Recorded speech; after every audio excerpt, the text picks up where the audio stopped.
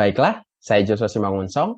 Sekarang saya akan melakukan review terhadap website Shopee dan website Shopee Mall.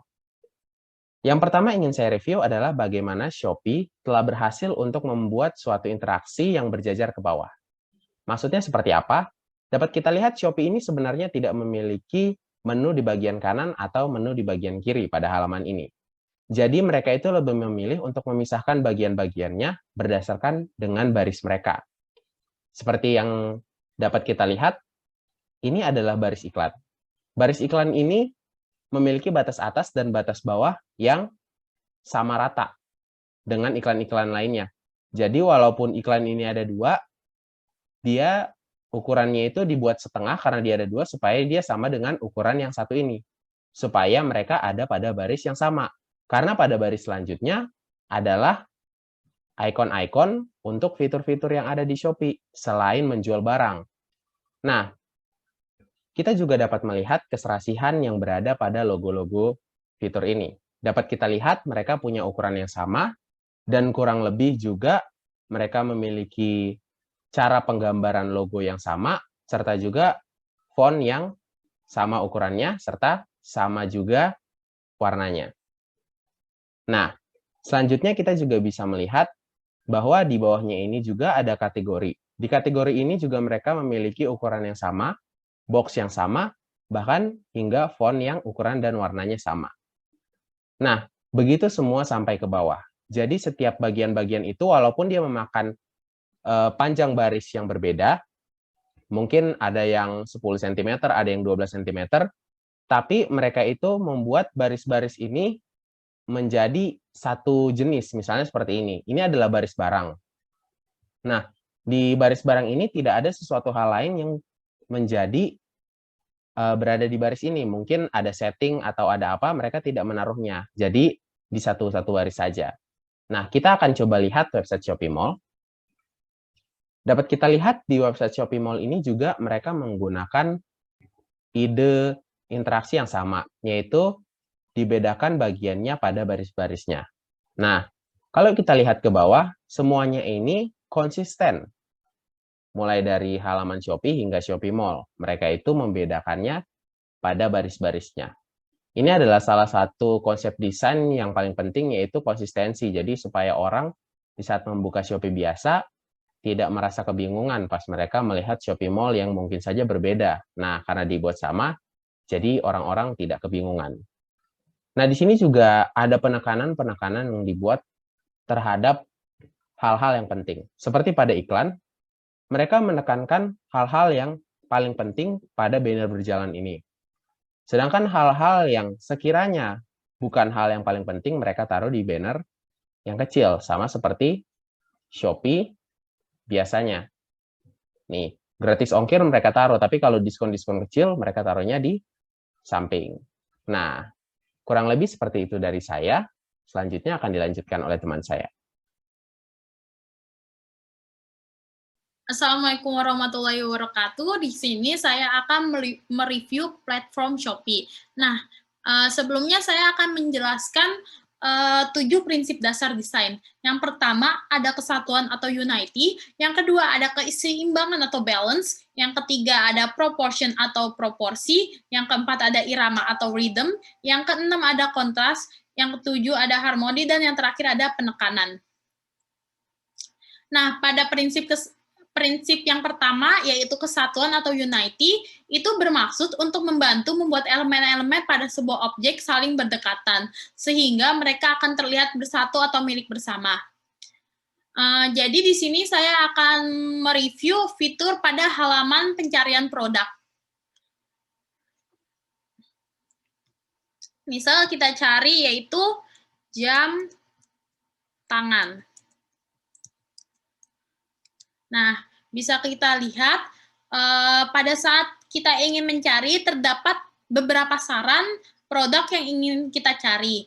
Tetapi di sini sangat disayangkan jarak antara saran-saran produk yang ingin kita cari itu terlalu dekat sehingga agak susah untuk fokus barang apa yang kita cari karena terlalu banyak dan terlalu dekat jarak antar teksnya.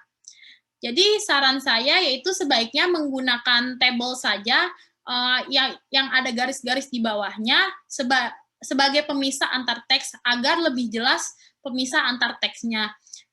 Dan juga sesuai dengan prinsip dasar desain yang pertama, yaitu kesatuan atau unity.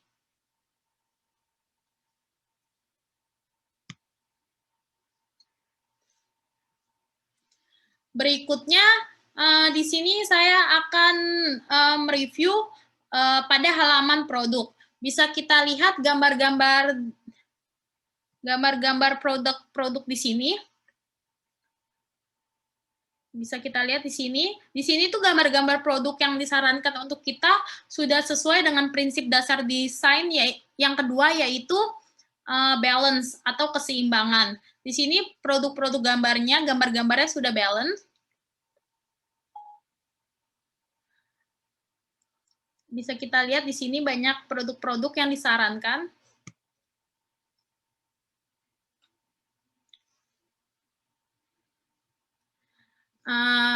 Namun, bila kita lihat lebih lanjut, di sini ada fitur filter. Nah, fitur filter ini, di sini tuh banyak pilihannya, banyak sekali pilihannya. Yang pertama ada metode pembayaran, ada lokasi, ada berdasarkan kategori, batas harga, tipe penjual, terlalu banyak fitur-fitur yang dikasih. Nah, saran saya sebaiknya fitur filter ini sebaiknya disembunyikan saja seperti fitur pada bahasa di sini nih. Di fitur bahasa di sini ada tanda panah di sebelahnya.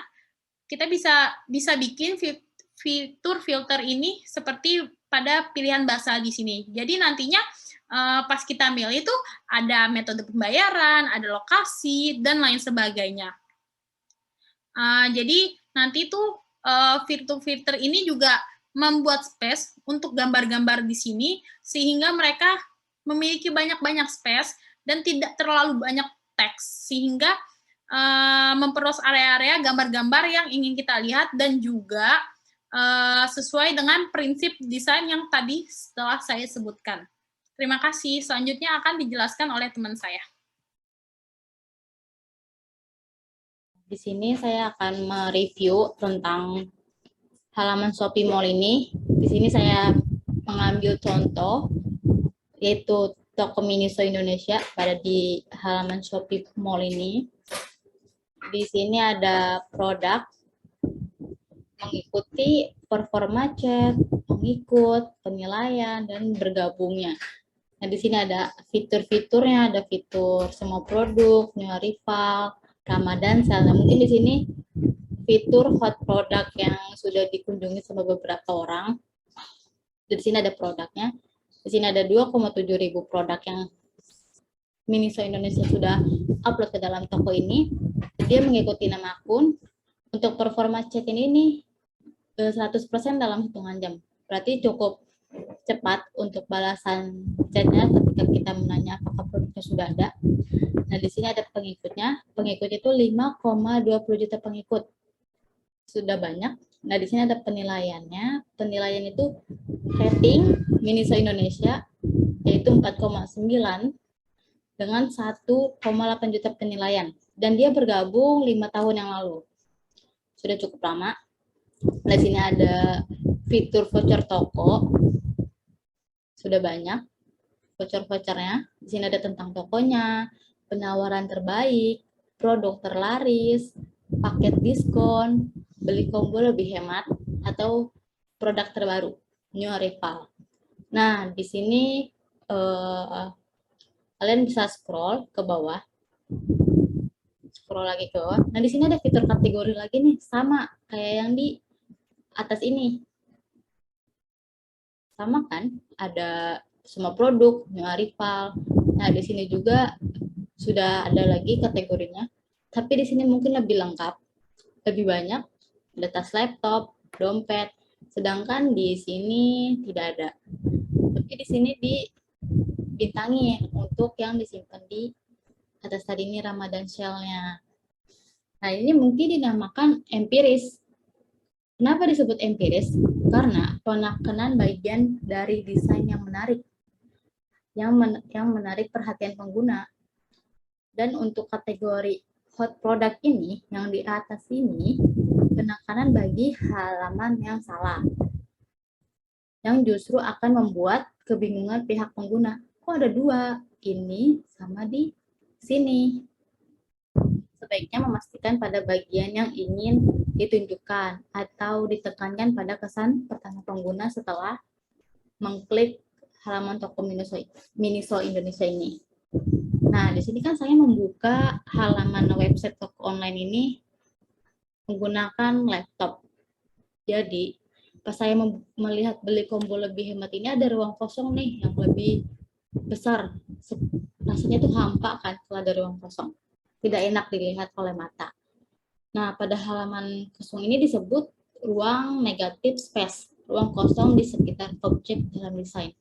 Mungkin kalau misalnya kita melihat di aplikasi Shopee-nya langsung, tidak ada ruang kosong ini.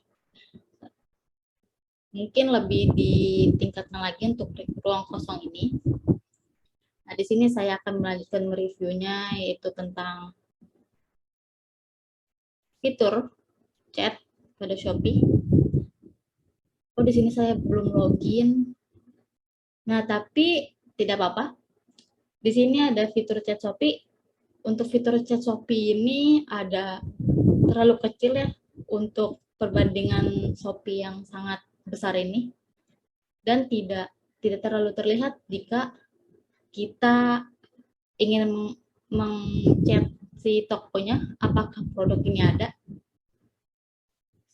Kita bingung nih untuk melihat, mungkin di sini ada, tapi ini untuk fitur chat Shopee-nya saja ke Miniso. Di sini untuk semua chat yang masuk. Nah, ini disebut prinsip desainnya itu proporsi atau proportion, yakni perbandingan ukuran yang digunakan untuk membandingkan panjang dan lebar antar gambar dengan bidang gambar lainnya. Mungkin tidak seperti di toko sebelah, yaitu fitur chatnya ini punya halaman terpisah dan lebih besar untuk perbandingan gambarnya. Tetapi fitur chat di dalam Shopee ini ada di mana-mana, ada di halaman Shopee yang lainnya. Untuk hanya saja gambarnya kecil di pojokan bawah ini, tidak terlihat oleh mata. Segitu aja, sekian dari saya. Jadi di sini saya ingin mereview halaman transaksi dan halaman keranjang yang ada pada marketplace Shopee. Seperti yang kalian lihat pada bagian sebelah kiri ini, saya menampilkan tampilan dari halaman keranjang Shopee. Kita perbesar dulu ya. Nah, jadi di sini ada beberapa fitur-fitur dan keterangan yang ada pada keranjang Shopee. Di sini ada alamat tokonya, nama tokonya, kemudian di sini ada produk yang ingin di-check out atau sudah dimasukkan ke dalam halaman keranjang. Kemudian di sini ada namanya, di sini ada variasi, harga, dan jumlah dari produk yang ingin dibeli. Nah, selanjutnya di sini juga ada harga totalan produk yang ingin kita check out. Selanjutnya di sini ada tombol check out. Nah, untuk review pertama yang ingin dibahas itu pada bagian yang ada di sini. Yang saya ingin bahas itu pada fitur produk serupa. Nih, klik tombol fitur serupa. Nah, jika diperjelas menjadi seperti ini ya, teman-teman.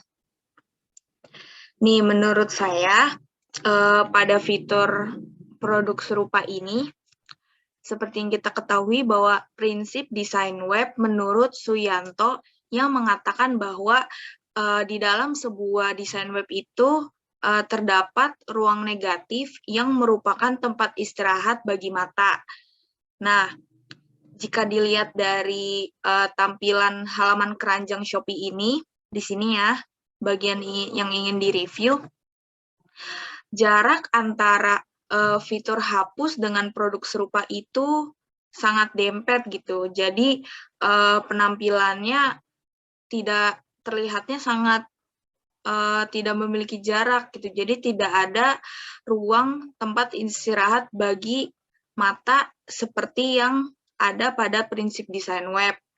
Nah, jadi mungkin nantinya untuk review itu penempatannya mungkin bisa diubah agar memiliki jarak antar fiturnya.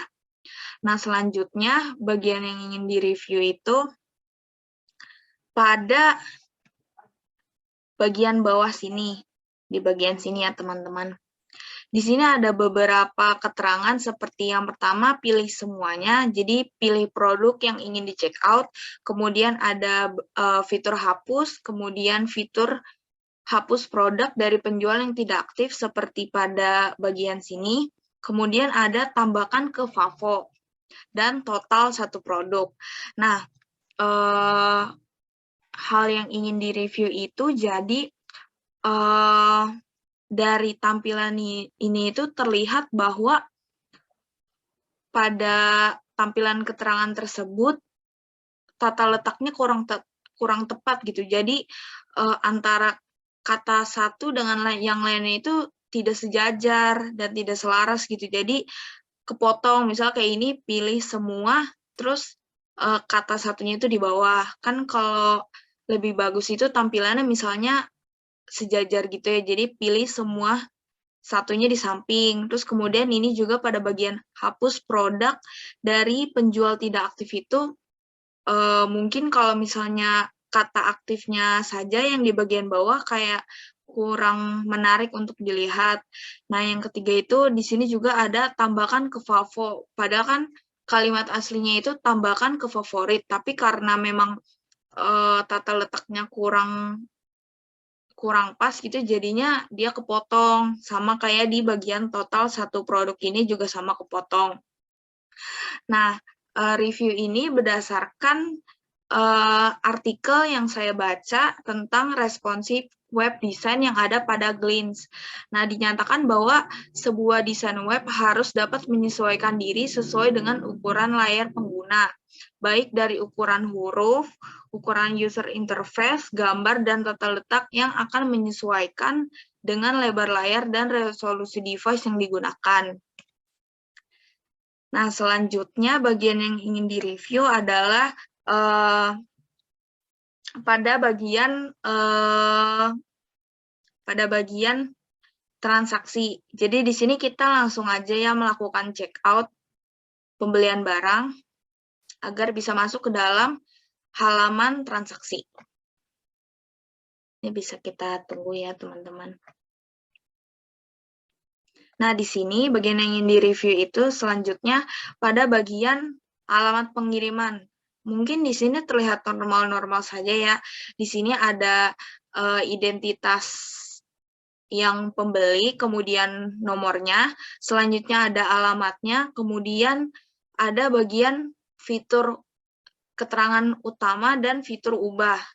Nah, yang ingin direview ini adalah bagian keterangan utama. Jadi pada bagian keterangan utama ini menyatakan bahwa alamat yang dicantumkan itu merupakan alamat utama. Nah, menurut saya keterangan tersebut tidak terlalu penting karena kita bisa melihat keterangan alamat itu ketika kita ada pada bagian profile gitu. Nah, menurut Haris, layout adalah suatu penataan tata letak dari elemen desain seperti gambar dan tulisan yang terbentuk dengan tujuan memberikan suatu informasi yang mudah diterima bagi pembaca dengan memperhatikan arah pandang baca. Nah, menurut saya kata utama ini kurang tepat gitu diletakkan di sini. Mungkin untuk pengguna Shopee yang awam itu pas masuk ke bagian transaksi, mungkin mereka bakalan merasa kebingungan, ini nih utama tuh maksudnya apa sih gitu. Jadi nggak ada keterangan nih utama tuh apa gitu, takutnya jadi salah arti gitu. Sekian dari saya,